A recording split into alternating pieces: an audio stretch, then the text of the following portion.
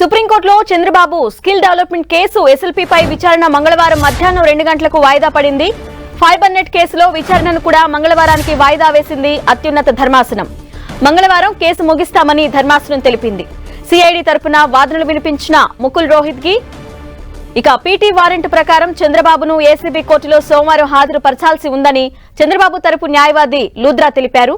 ఆ రోజు హాజరుపరిస్తే అరెస్టు చేస్తారని, అప్పుడు ఈ పిటిషన్ నిరర్థకం అవుతుందన్నారు. అయితే సోమవారం అరెస్టు ఉండదని సిఐడి తరపున హామీ ఇచ్చారు ముకుల్ రోహిత్కి. లేదంటే ట్రయల్ కోర్టులో కేసును మంగళవారానికి వాయిదా వేయాలని కోరతామని రోహిత్కి తెలిపారు. అప్డేట్స్ మా ప్రతినిధి గోపి అందిస్తారు. గోపి,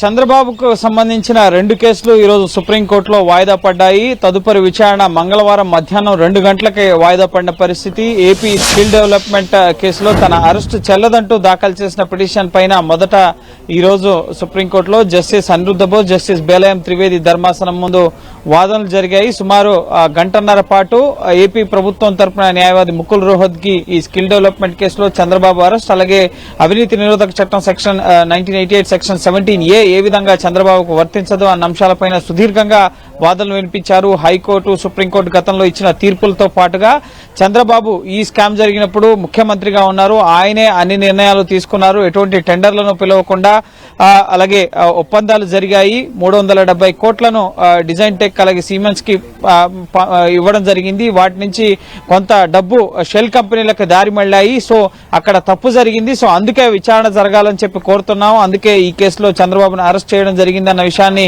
కోర్టు దృష్టికి తీసుకొచ్చారు. సో ఈ రోజు మొత్తం వాదనలు మొత్తం కూడా ఒక్క ప్రభుత్వం తరపు న్యాయవాది ముకుల్ రోహత్గి మాత్రమే వినిపించడం జరిగింది. తనకు మరో అరగంట సమయం కావాలని చెప్పి కోరడంతో ఈ కేసుకు సంబంధించి తదుపరి విచారణ మొదట సోమవారానికి వాయిదా వేస్తా ఉన్నారు. సోమవారం తాను అందుబాటులో ఉండడం లేదని చెప్పి మంగళవారం మధ్యాహ్నం 2 గంటలకి ఈ కేసు విచారణ వాయిదా వేశారు. ఇటు చంద్రబాబు తరపున హరీష్ సాల్వే వీడియో కాన్ఫరెన్స్ ద్వారా వర్చువల్ గా కోర్టుకి హాజరయ్యారు. అనేక అంశాలని ముఖ్యంగా సెక్షన్ 17A తనకు వర్తిస్తుంది అని చెప్పినప్పుడు నిర్ణయాలు కూడా తానే తీసుకున్నానని చెప్పి చంద్రబాబు చెప్పాల్సి ఉంటుంది. కానీ తాను ఎటువంటి నిర్ణయాలు కూడా తీసుకోలేదు, ఈ కేసుతో తనకు సంబంధమే లేదు అని చెప్తున్న వ్యక్తి ఎందుకు 17A తనకు వర్తిస్తుంది అని చెప్పి చెప్తున్నారు. భిన్న వైఖరులను చంద్రబాబు ఇక్కడ కనబరుస్తున్నారు అన్న అభిప్రాయాన్ని కూడా ఇటు ముకుల్ రోహత్గి కోర్టు దృష్టికి తీసుకెళ్లారు. సో ఈ కేసులో తప్పు జరిగిందన్న ఆధారాలు ఉన్నాయి. అలాగే 17A అనేది సెక్షన్ 17A అనేది చంద్రబాబుకు వర్తించదు. 2015-16లోనే ఈ కేసుకు సంబంధించిన దర్యాప్తు ఆధారాలున్నాయి.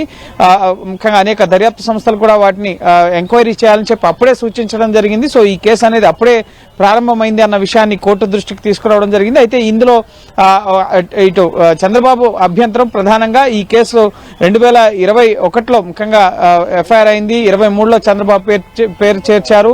సో అప్పుడు పేరు లేనప్పుడు ఈ సెక్షన్ 17A అనేది కూడా ముఖ్యంగా చంద్రబాబుకి ఆ సవరణ జరిగిన తర్వాత చంద్రబాబు పేరు యాడ్ చేశారు కాబట్టి అది ఖచ్చితంగా సవరణ కూడా చంద్రబాబు వర్తిస్తుందనేది వారి వాదన. సో దాన్ని అభ్యంతరపరుస్తూ ఈ రోజు ముకుల్ రోహత్గి సుదీర్ఘంగా వాదనలు వినిపించడం జరిగింది. అనంతరం గంటన్నర తర్వాత స్కిల్ డెవలప్మెంట్ కేసులో విచారణ తర్వాత ఈ ఫైబర్ నెట్ కేసుకు సంబంధించి ముందస్తు బెయిల్ పిటిషన్ ని హైకోర్టు తిరస్కరించడానికి సంబంధించి సుప్రీంకోర్టులో పిటిషన్ వేశారు. దానిపైన సిద్ధార్థ్ లూత్రా వాదనలు వినిపించారు చంద్రబాబు తరపున. ఒకదానికి ఒక కేసు ముఖ్యంగా ప్రస్తుతం స్కిల్ డెవలప్మెంట్ కేసులో అరెస్ట్ అయిన తర్వాత మరిన్ని కేసుల్లో అరెస్ట్ చేయాలని చెప్పి చూస్తున్నారు. ఎలక్షన్స్ వస్తున్నాయి. సో ముఖ్యంగా కావాలని అరెస్ట్ చేసేందుకు ప్రయత్నిస్తున్నారు అన్న అంశాన్ని సైతం ఇటు సిద్ధార్థ్ లూత్రా కోర్టు దృష్టికి తీసుకొచ్చిన పరిస్థితి ఉంది. ముఖ్యంగా 2021లో ఈ కేసు ఎఫ్ఐఆర్ నమోదైంది. ఆ తర్వాత 22లో కొంతమందిని విచారించారు. ఇప్పటికే ముఖ్యంగా గత సెప్టెంబర్ లో ముఖ్యంగా ఈ కేసులో నిందితుడిగా చంద్రబాబుని చేర్చారు.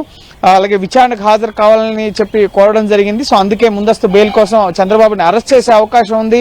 సోమవారం విచారణ సందర్భంగా ఆ లోపే కూడా చంద్రబాబుని ఈ కేసులో అరెస్ట్ చేసే అవకాశం ఉంది. ఉపశమనం కలిగించాలి అని చెప్పి కోర్టును కోరడం జరిగింది. ఇప్పటికే ఈ కేసులో కొందరు ముందస్తు బెయిల్ పై ఉన్నారు, అలాగే ముగ్గురు సాధారణ బెయిల్ పై ఉన్నారన్న విషయాన్ని సైతం కోర్టు దృష్టికి తీసుకెళ్లారు. అయితే ముఖ్యంగా ఏదైతే పీటీ వారెంట్ ఇష్యూ ముఖ్యంగా కోర్టులో హాజరుపరచాలని చెప్పి ఆదేశాలు ఇవ్వడం జరిగిందో ఏసీబీ కోర్టు, సో దాని నుంచి మాత్రం కొంత మినహాయింపు వచ్చినట్లుగా మనం చూడాల్సి ఉంటుంది. ఎందుకంటే ఈ కేసు సుప్రీంకోర్టులో మంగళవారానికి వాయిదా పడింది. సో సోమవారం వరకు కూడా ఈ కేసులో ఎటువంటి అరెస్ట్ ఉండదు ఫైబర్ నెట్ కేసులో అన్న అష్యూరెన్స్ ని ఇటు ఏసీబీ తరపున ముకుల్ రోహత్గి సుప్రీంకోర్టుకి ఇవ్వడం జరిగింది. అలాగే కింది స్థాయి కోర్టులో ఉన్న కేసు విచారణ సైతం వాయిదా కోరతానని చెప్పి సైతం ముకుల్ రోహత్గి బెంచ్ కు తెలియపరచడంతో ఇటు సోమవారం ఏసీబీ కోర్టులో ముఖ్యంగా రాజమండ్రి సెంట్రల్ జైలు నుంచి ఇటు ఏసీబీ కోర్టు వరకు ఆయన్ని తీసుకొచ్చి హాజరుపరిచే ఈ కేసు విచారణ అనేది ఉండే అవకాశం లేదు. ఎందుకంటే సుప్రీంకోర్టులో ఈ కేసు పెండింగ్ లో ఉంది కాబట్టి ఇక సుప్రీంకోర్టులో ఈ ముందస్తు బెయిల్ పై పిటిషన్ పైన తేలిన తర్వాతనే తదుపరి ప్రొసీడింగ్స్ అనేవి ఉండబోతున్నాయి. ఫైబర్ నెట్ కేసుకు సంబంధించిన పిటిషన్ పైన కూడా ముందస్తు బెయిల్ పిటిషన్ పైన కూడా మంగళవారం మధ్యాహ్నమే ఇటు స్కిల్ డెవలప్మెంట్ కేసు పిటిషన్ ఆ రోజే ముగిస్తామన్నారు. సో ఆ పిటిషన్ తర్వాత ఈ ఫైబర్ నెట్ కేసులో ముందస్తు బెయిల్ పిటిషన్ కూడా సుప్రీంకోర్టు విచారించబోతోంది. గోపి 1988 అవినీతికి నిరోధక చట్టం ప్రకారం ఓన్లీ పోలీసులకు విచారించే బాధ్యత ఉండదు. 17A ప్రకారం ఇది చంద్రబాబు నాయుడుకి వర్తించదు. ఇది రాజకీయ కక్షపూరితంగా జరిగిన అరెస్టు మాత్రమే అని చంద్రబాబు నాయుడు తరపు లాయర్లు వాదించారు కదా. ఈ వాదనలు కోర్టు పరిగణలోకి తీసుకునే అవకాశం ఉందా? ఎస్, ఖచ్చితంగా ఇటు ఇరుపక్షాల వాదనలను కూడా ప్రస్తుతం కోర్టు వింటోంది. గవర్నర్ అనుమతి తీసుకోకుండా అరెస్ట్ జరిగింది. పోలీసు ఉన్నతాధికారులు దీనిపైన ఎంక్వైరీ చేయాల్సి ఉంది. అటువంటి ఎంక్వైరీ అనేది చేయకుండానే ముందస్తుగానే ఈ కేసులో A37 గా ఉన్నారు. 36 మంది ఇతర ప్రభుత్వ అధికారులు ఇతర ప్రజాప్రతినిధులు కూడా ఆరోపణలు ఎదుర్కొంటున్నారు.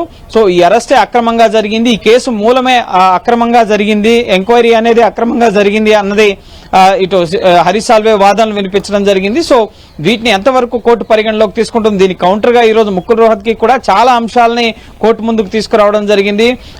ముఖ్యంగా నిజాయితీ పరులైన అధికారులకు రక్షణ కల్పించేందుకు సెక్షన్ 17A ఉంది, కానీ అవినీతి పరులకు గొడుగు పట్టేందుకు సెక్షన్ 17A లేదు. చంద్రబాబు తానే తప్పు చేయలేదు, ముఖ్యంగా ఎటువంటి ఈ కేసుతో సంబంధం లేదంటున్న వ్యక్తి ఎందుకు 17A తనకు అప్లికబుల్ చేయాలని చెప్పి అడుగుతున్నారు, ఎందుకు కేసు దర్యాప్తుకి సహకరించడం లేదు అన్న విషయాలను కూడా ఈ రోజు కోర్టు ముందుకు తీసుకెళ్లడం జరిగింది. సో టెక్నికల్ గా ఇది ఒక చారిత్రాత్మక కేసుగా నిలిచే అవకాశం కనిపిస్తోంది. ఎందుకంటే ఈ కేసులో కేవలం ముఖ్యంగా ప్రజాప్రతినిధులు గత ప్రభుత్వం తీసుకున్న నిర్ణయాలపైన కొత్తగా అధికారంలోకి వచ్చే ప్రభుత్వం ముఖ్యంగా కేసులు పెట్టడం, కక్ష సాధింపు చర్యలకు పాల్పడడం, సో ఇవన్నీ జరుగుతున్నాయి కాబట్టి నిబంధనలకు విరుద్ధంగా ఎంక్వైరీస్ అనేవి జరుగుతున్నాయి కాబట్టి సో ఖచ్చితంగా సుప్రీంకోర్టు ఇచ్చే తీర్పు అనేది ఒక ల్యాండ్ మార్క్ బెంచ్ మార్క్ తీర్పు కాబోతోంది.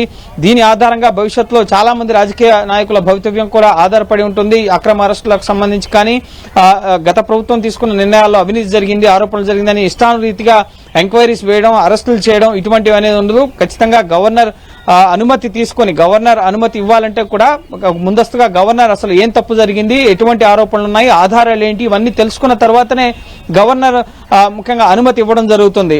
మాజీ ముఖ్యమంత్రి కానీ ఇతర ప్రజాప్రతినిధులు కానీ ఎవరైనా సరే ఈ సెక్షన్ 17A కింద ప్రభుత్వ ఉన్నతాధికారులు కానీ అసలు తప్పేంటో తెలుసుకున్న తర్వాత గవర్నర్ అనుమతి ఇవ్వడం జరుగుతుంది. ఆ అనుమతి తర్వాతే అరెస్ట్ చేయడం జరుగుతుంది. సో ఇక్కడ ఏ అంశాలు పట్టించుకోలేదు అన్నది చంద్రబాబు తరపు న్యాయవాది హరీష్ సాల్వే సుదీర్ఘంగా వాదనలు వినిపించారు. ఈ అరెస్టే చెల్లదు, తప్పుడు అరెస్ట్ అన్న అంశంతో పాటుగా ఈ ఎఫ్ఐఆర్ ను కూడా మేము సవాల్ చేస్తున్నాం. 2023లో ఆయన పేరు చేర్చారు, చట్ట సవరణ జరిగిన తర్వాత ఆయన పేరు చేర్చారు కాబట్టి సో ఖచ్చితంగా అవినీతి నిరోధక చట్టం సెక్షన్ 17A చంద్రబాబుకు వర్తిస్తుంది. సో దాని ప్రకారం గవర్నర్ అనుమతి లేనిదే ఈ అరెస్ట్ అనేది సరికాదు. ఒక్క ఈ కేసే కాదు, స్కిల్ డెవలప్మెంట్ కేసే కాదు, మొత్తం ఏకంగా ఈ కేసు ద్వారా మరో 2 కేసుల్లో కూడా చంద్రబాబుకి ఉపశమనం లభించబోతోంది. ఒకవేళ ఆయనకు అనుకూలంగా ఉత్తర్వులు వచ్చినట్లయితే మాత్రం అది ఈ ఫైబర్ నెట్ కేసులో కానీ, ఇన్నర్ రింగ్ రోడ్ కేసులో కానీ, లేదా అమరావతి భూముల ముఖ్యంగా కుంభకోణం కేసులో కానీ, సో ఇతర కేసుల వ్యవహారాల్లో కూడా ఈ సెక్షన్ 17A అంశం పైన చంద్రబాబుకు అనుకూలంగా ఒకవేళ తీర్పు వస్తే కనుక ఈ అరెస్ట్ అక్రమ అరెస్ట్ గవర్నర్ అనుమతి తీసుకోకుండా నిబంధనలకు విరుద్ధంగా జరిగిందని చెప్పి సుప్రీంకోర్టు చెప్తే మాత్రం సో ఖచ్చితంగా ఇతర కేసుల్లో కూడా ఆయనకి రిలీఫ్ వస్తుంది. అంగుళ్ల కేసులో అటెంప్ట్ మర్డర్ కేసు ఉంది, దాన్ని ఎట్లాగూ ఎదుర్కొంటామని చెప్పి సైతం టీడీపీ నేతలు చెప్తున్నారు. సో ఈ ముఖ్యంగా రాజకీయ కక్ష సాధింపు లేదు అన్నది కూడా ముఖ్యంగా మరోపక్క ముకుల్ రోహత్గి కూడా ఈ రోజు వాదనలు వినిపించడం జరిగింది. ఆధారాలున్నాయి, ఎవిడెన్స్ ఉన్నాయి, చంద్రబాబు హయాంలోనే జరిగింది, ఆయన ముఖ్యమంత్రిగా ఉన్న టెన్యూర్లో జరిగింది, ముఖ్యమంత్రిగా ఆయనే నిర్ణయాలు తీసుకున్నారు, టెండర్లు పిలవకుండా ఇటు డిజైన్ టెక్కి అలాగే సిమెన్స్ కంపెనీకి తో ఒప్పందం చేసుకుంది స్కిల్ డెవలప్మెంట్ కార్పొరేషన్. సో ఖచ్చితంగా 370 కోట్లు 10% షేర్లో ఒప్పందం అనేది జరిగింది. దాంట్లో ఇటు 370 కోట్ల వాటాలో కొంత డబ్బుని ఇటు 2 కంపెనీలు కూడా షెల్ కంపెనీస్ కి దారి మళ్లించాయి. అక్కడి నుంచి విత్డ్రాస్ అనేవి జరిగాయి. సో అక్కడ తప్పు జరిగింది అన్న దానికి ప్రాథమికంగా ఆధారాలు ఉన్నాయి కాబట్టి ఎంక్వైరీ వేస్తున్నాం, దర్యాప్తు చేస్తున్నాం. సో ఆ దర్యాప్తులో భాగంగానే చంద్రబాబును అరెస్ట్ చేశామన్నది ముకుల్ రోహత్గి రాష్ట్ర ప్రభుత్వం తరపున వాదన. సో రెండు పక్షాల తరపు కూడా ముఖ్యంగా ఈ సెక్షన్ 17A ఇది 2018 జూలైలో అమెండ్మెంట్ జరిగింది, కానీ 2015-16లోనే ఈ అఫెన్స్ అనేది జరిగింది, నేరం జరిగింది. సో నేరం జరిగిన తేదీని పరిగణలోకి తీసుకోవాలి, అప్పటికి చట్టసభ లేదు కాబట్టి ఇది చంద్రబాబుకు వర్తించదు అన్నది ముకుల్ రోహత్గి వాదనగా ఉంది. సో చూడాలి ఎవరి వాదనని కోర్టు పరిగణలోకి తీసుకుంటుంది. ఇంకా సుదీర్ఘంగా విచారణ కొనసాగుతుంది. అక్టోబర్ 9, 10వ తేదీలో 5 గంటల పాటు విచారణ జరిగింది. ఈ రోజు కూడా ఇటు ఈ రెండు కేసులకు సంబంధించి సుమారు 2 గంటల పాటు విచారణ జరిగింది. సో సుదీర్ఘంగానే చంద్రబాబు న్యాయ పోరాటం అనేది సుప్రీంకోర్టులో కొనసాగుతుంది. సో మంగళవారం ఒక ఎండ్ కార్డ్ పడే అవకాశం ఉంది స్కిల్ డెవలప్మెంట్ కేసుకు సంబంధించినంత వరకు. సో ఈ సెక్షన్ 17A ఇతర కేసులకు కూడా వర్తిస్తుంది అని చెప్పి ఈరోజు సిద్ధార్థులతో చెప్పారు కాబట్టి సో ఆ రోజు ఇచ్చే తీర్పు ఆధారంగా ఇతర కేసుల్లో కూడా చంద్రబాబుకి రిలీఫ్ లభిస్తుందా, అసలు ఏం జరగబోతుంది అనేది మనకి మంగళవారం కొంత స్పష్టత వచ్చే అవకాశం ఉంది. Okay Gopi, thanks for the updates.